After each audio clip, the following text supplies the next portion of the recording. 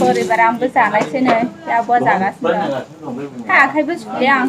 Hey guys back to my channel नोंथांमोनखौ फामिसना चेनेलाव बयखौबो बरायबाय आसा खालामो बयबो मोजाङै दङ लोगोफोर दिनैहाय दद्रा बाजाराव दंफैयो माने फुङावनो आरो आं फुङावनो ब्लग खालामबाय होनब्लाबो माने बेलासिखायहाय गुड इभिनिं होननायसै आं बयखौबो दा इभिनिं टाइमावसो होनाय जाखासिगोन नालाय ओमफ्राय जोङो दायो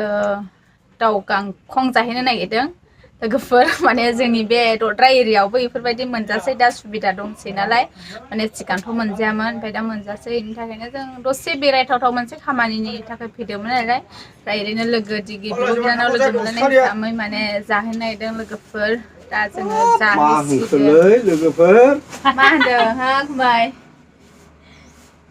ओइ गुमै दाउसिखाव दाउसिखौसो दाउसिखाव माथो बिहामजोखौनो नायबाय थायोलायनो नों बिहामजो नायसोग्रा नुखायो मानसिखौनो लोगोफोर फाथाबारि दखानाव नै मा होनो बेखौ सोंहरदों कृष्णानि जोखोनानै लाबाय आङो जाना होदो दे जोबोद गोथाव नै फंबायफोरनि मोनजादों बोरैबारामबो जानायसैनो दाबो जागासिनो आखाइबो सुले आं सुवासै सुनाङाहाय गोदोनो बिमा बिफा सुना खानाय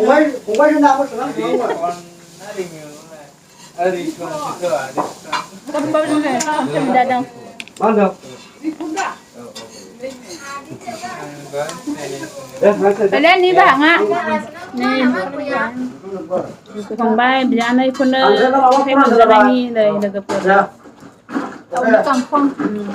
ओइ सालाबो